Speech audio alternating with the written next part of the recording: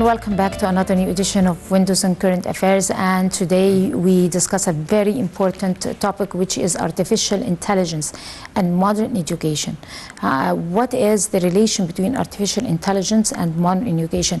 What is the direct impact of that particular element on how to improve and upgrade our education? We need to upgrade our education. We need to keep our values at the same time. I mean, our educational values, because education in Egypt was one of the best worldwide. But it has to cope with the new momentum. So talking about how to be able to get the best of the artificial intelligence and keep our authenticity and keep our values and keep how our vision, our good old golden vision of modern or generally education.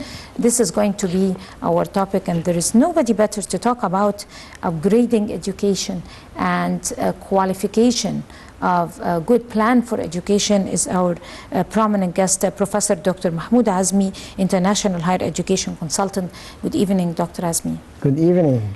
And welcome to Egypt. Thank you. It's a real pleasure. So talking about artificial intelligence is becoming very common. I mean, artificial intelligence is nothing, strange. Everybody is going through a phase where they have to cope with the age of artificial intelligence. If you do not cope with it, then you are behind. If you'd like to give, elaborate over this particular. Sure. First of all, artificial intelligence is not just a subject. It's a very important subject. And you said nowadays, unfortunately, we are far behind, because artificial intelligence started in 1950 till 1956, when the computer started, because the computer is artificial intelligence because of the stuff they do and stuff they act. And artificial intelligence, it is a simulation of a human intelligence process, and is operated by machines. We actually far beyond this one. We did use, but as an operators, use artificial intelligence. You use it with the computer, use it with your mobile phone, but we never ever thought how to develop our people to operate and develop such things. We imported and we give it to the people to use it, which is not good. Nowadays, I feel strange when people say, oh, artificial intelligence, where were you 70 years ago? 70 years. Absolutely. It started 1950, 1956. Actually, my last presentation I did, it took 2.5 hours. I did summarize it, and if you don't mind, I may read some of the dates from here. Artificial intelligence actually started 1950 to 1956. This is the beginning, the birth of the artificial intelligence. And the maturation of the artificial intelligence, because it started with the computer and went a lot of things. You know, America first time to use artificial intelligence, used it with Apollo. Going to the moon. They set the machines up there to monitor everything. Okay, and they start doing and used a lot. There were no computers. I'm sorry? There were no computers. No, but they used the machines. Machines. They developed machines. Yes. Computers is from 1950. Exactly, 1950. Absolutely, 1950, 1956, computers started. The internet, you mean? Internet started in 90s, which is different. But the computer, when we used to have a floppy disk and big roll of disks and stuff like that, that's the old one before having the Windows.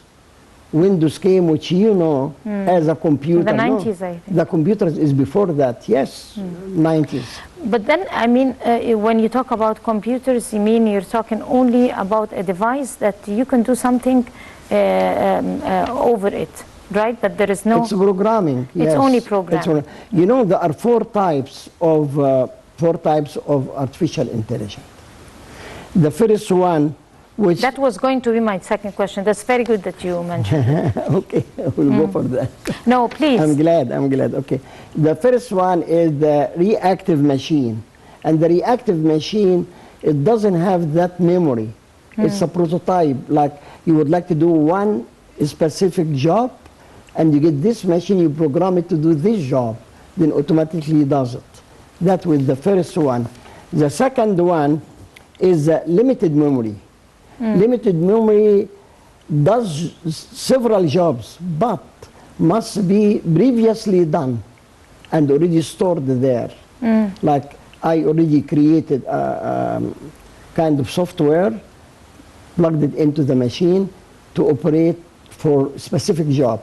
So you program the device? Absolutely. And you get the work later on? Absolutely. But you can't work without programming it? How? I mean, back then it was the case. Yes, you see, we does give, but the programming does work more accurate and more perfect and specific than the person himself. That's why we call artificial intelligence, because they do it faster, they do it accurately, they do it smoothly, precise, which no human being can do the same way. Okay, this memory, which program, for example, like AutoCAD. You remember the engineers used to sit down and they draft drawings, and for example, you would like to have a mold for a chair or for something, then you have to make a mold, you have to cut it. Then they draw in the computer and move it to the machine, give the data. Immediately, the machine works, will cut it very precise. You don't do anything, nothing. Further, they start, like nowadays you can go, if for example, if I'm an interior designer, I will design your home and I would like to show you how your home look like. They have a way that you can go around in the house. They take some of the items you have, which you are going to put it, they insert it into the drawings, into the computer, and you go around, you see your house, how it will be in the future.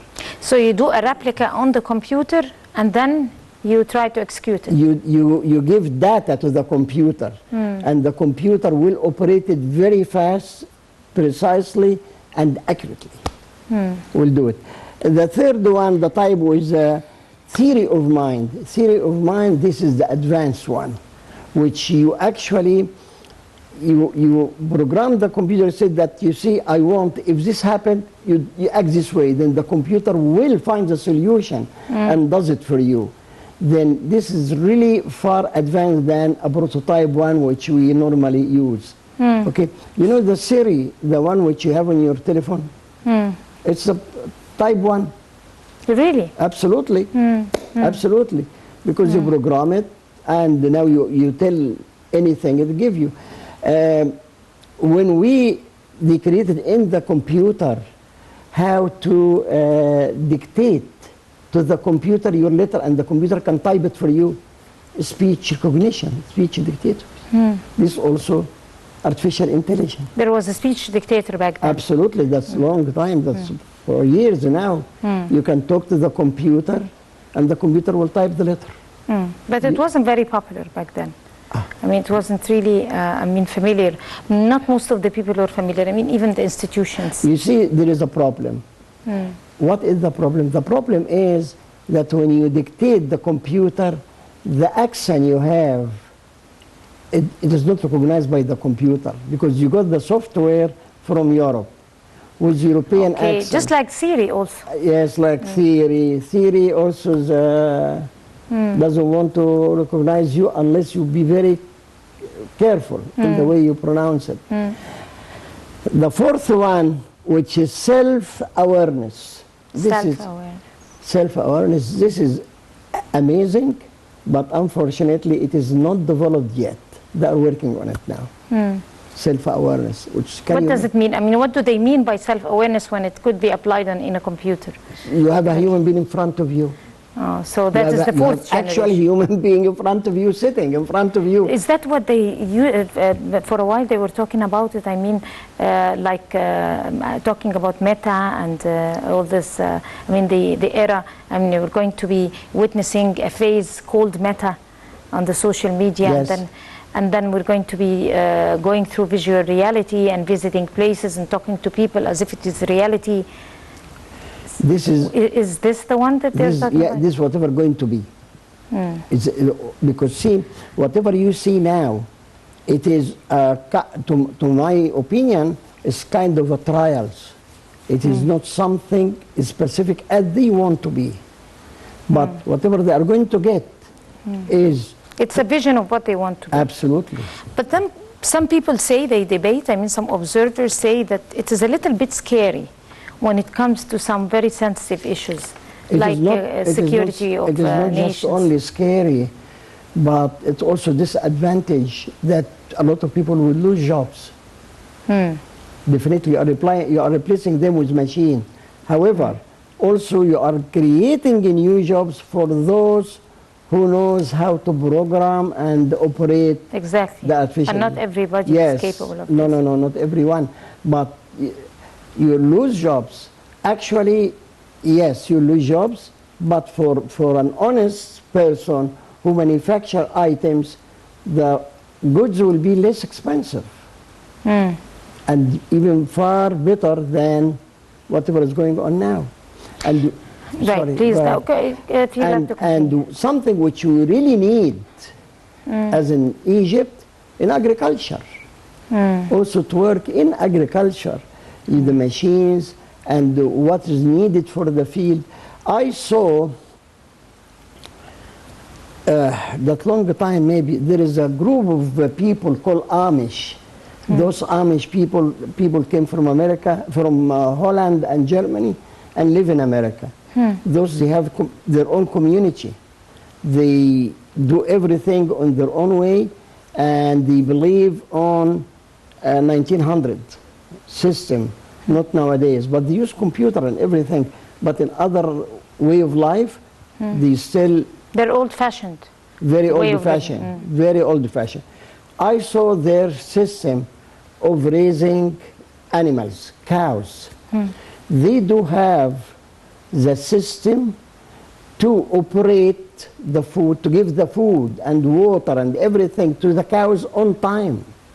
And if there's a medicine needed, they put it also in the water. Everything worked by computer. It was really amazing. And that was 1990, maybe I saw it, 1991.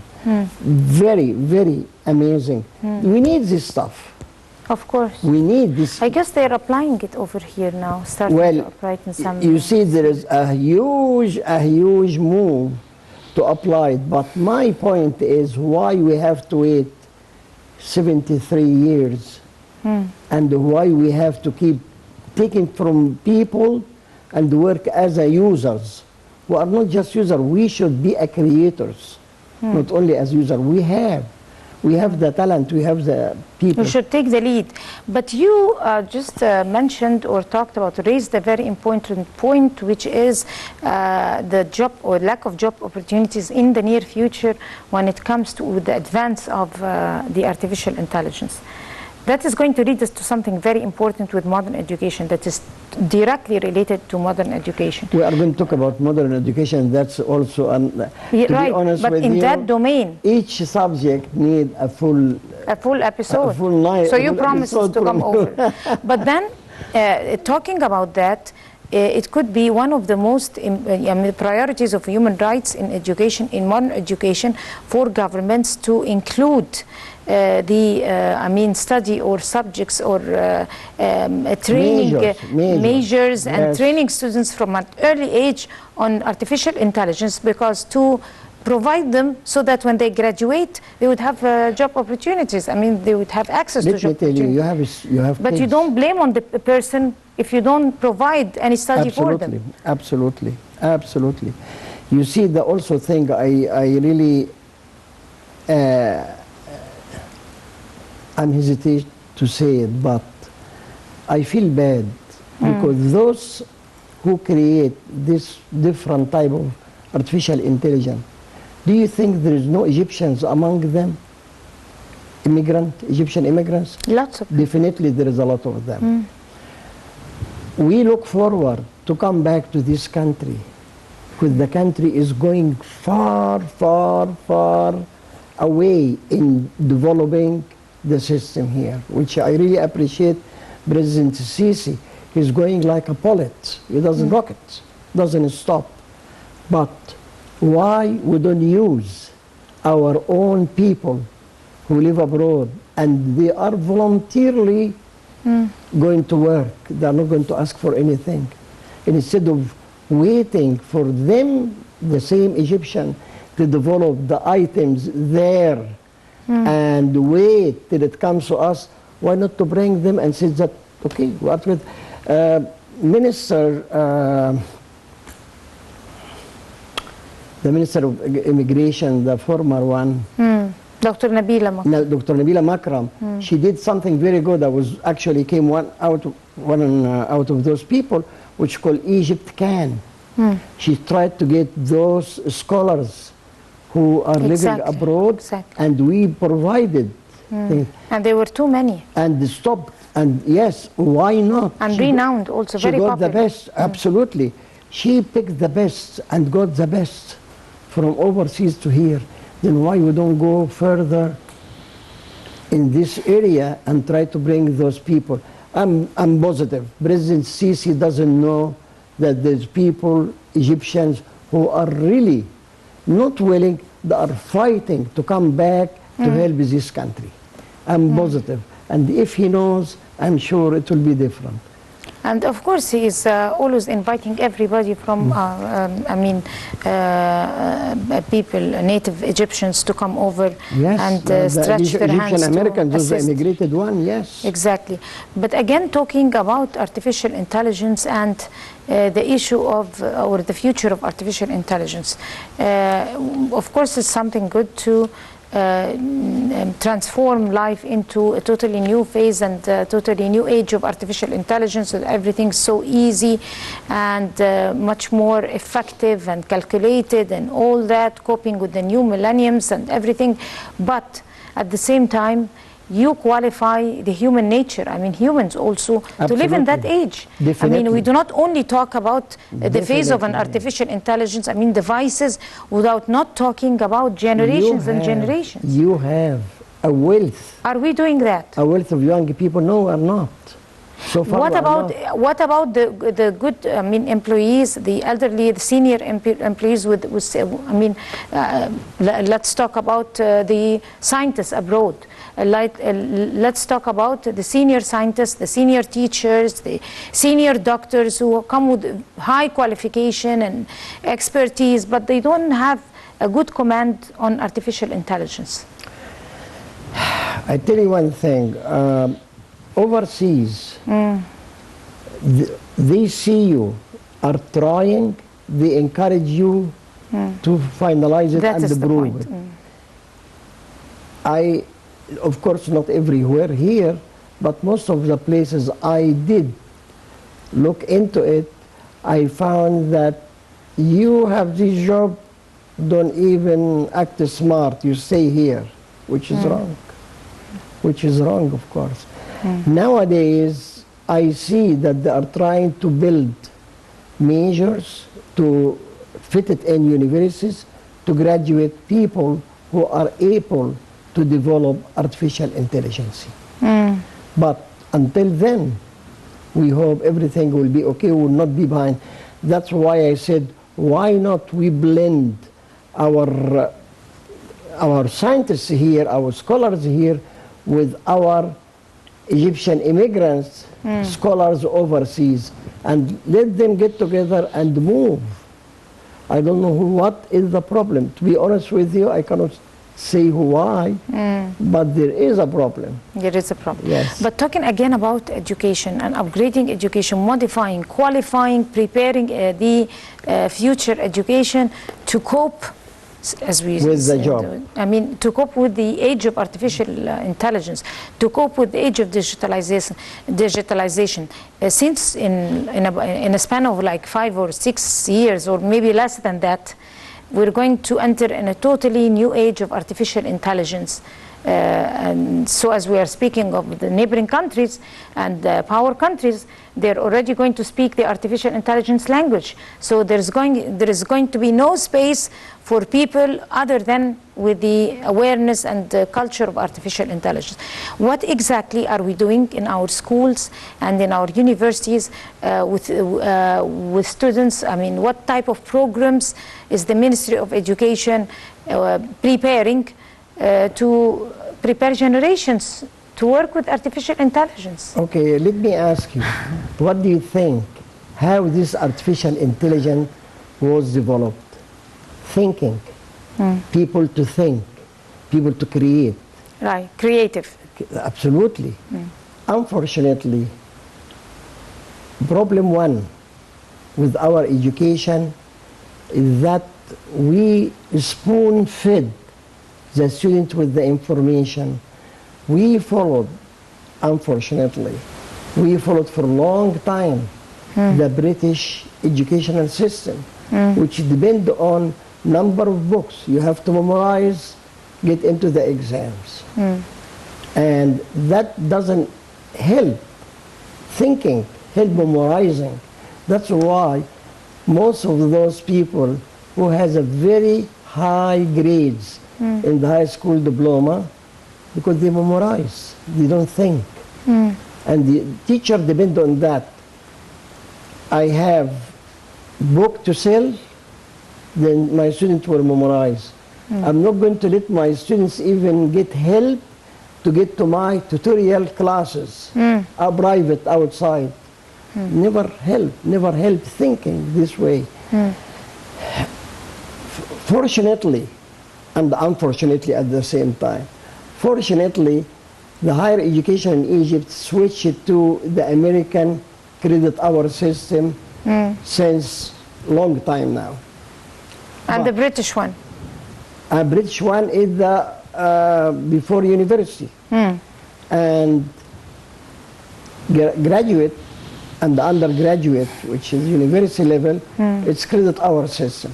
Okay. But credit hour system had the very first advantage is to split the program to 2 sections. They are looking to find a student who will look through a window of knowledge, not this tight, but with this much open. How?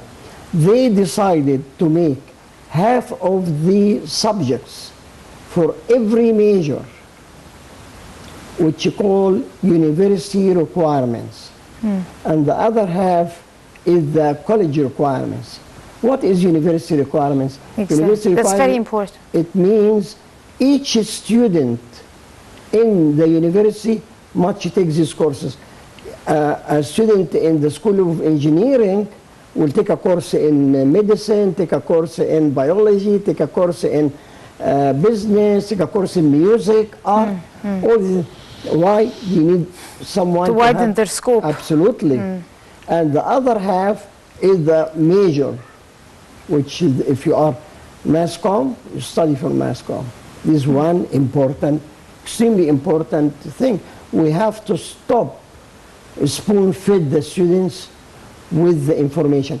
Therefore, don't ever think because you change the programs and you added a new programs called artificial intelligence into universities will help. No, you have to change the students from school time. To qualify them, to create a foundation. And by the way, they are willing and ready. You see your children, how much they play with the computers, how much they speak to you about some items you don't even heard of it, which is extremely, then let me use them to do that. But we have a wrong system in applying education to the students in the school. We do not prepare even them to the university, to the college. We do not. Okay? There's one thing. The other The other thing is we don't teach them to work in groups, which is very important. Because in any company, try to get yourself work alone and get work done alone, it will never work. You have to work in groups. In groups. You have to. And even create the soul of a spirit of teamwork also. Absolutely. And leadership. The third thing, you have to keep thinking, not how to get this done. It will be done. But no, I want it to be the best way, how to do it the best way. The shortest way and the best way. And this is also extremely important. Thinking. Yeah, teachers here, they give you a book, you study the book, give you exams from the book. If you answer whatever came in the book, you get A. That's wrong. I give them the book. This is the guideline to the subjects. But okay, but some subjects are supposed to be so. To be what? Are supposed to be so. By this way, to go through that, like medicine, for example. You can create in medicine. No, even medicine. Let me tell you. I didn't complete, that's why maybe you missed whatever my answers. What I'm saying, when you actually give the students a subject, he must go into the internet, go to the library, find more information. Then even for medicine, yes, the teacher will say something, but maybe there was one of the conferences last week came out with a new things. With the new concept. Yes, then you have to go back and discuss it with the teacher. And this is also one important issue. We have to allow the students to challenge the teacher, to discuss with the teacher. We teach the students that I know it all, you know nothing. You sit down here and you don't open your mouth, you learn from me, which is wrong. Okay. But can I say something? One thing only? This is a call for students to challenge teachers and discuss and open up a discussion with their teachers. But in jobs, you do not do even when you are an employee, a respectable employee in jobs, you don't do that.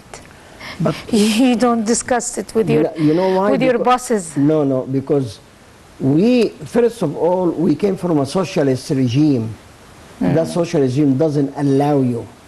There is a senior, and you are not allowed to discuss with the senior. Okay, but any president of any company, president of a university, he is a president. Doesn't mean that he is the one going to say what should be done. No, he is the one who is going to decide what's going to be done after. He will hear from everyone their opinion, and then he will see which one is the best and go for it.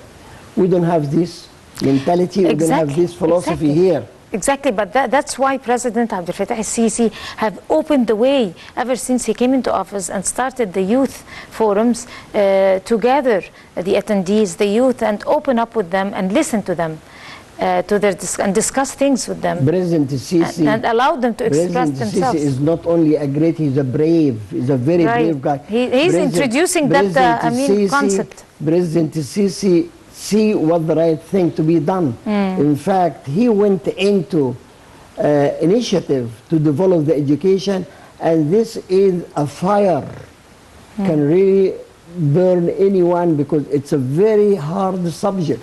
And by the way, you don't see the result of this initiative tomorrow or the day after, not before the election. It takes years. It means the President Sisi does it really sincerely for the and not to show off. Egypt, not for the political position. Interest, no right. No. Everything is doing it for a long term for Egypt. President Sisi, it's very obvious now. President Sisi is not going to go down to every minister and sit next to him and see what he's doing.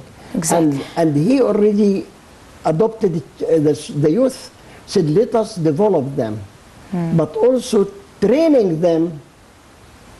It is not right.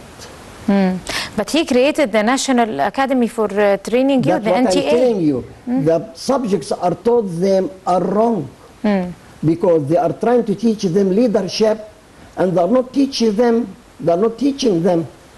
interpersonal communication. Then how? Here is a leadership, and the foundation is interpersonal communication. Take this one out. How can you hold this one? It will fall. It will never get you anywhere. How you can be a leader and you don't have the knowledge to communicate with others. And qualifications to lead people. I mean, leaders, they're supposed to be characterized with the qualifications of leadership. No matter, I mean, you have to learn it first. You have to learn, you have to practice. It's a very good idea that he is pushing academy, students to go to academy to start, but I would have loved to see they are doing the right courses for teaching those kids. This is one of the most important things.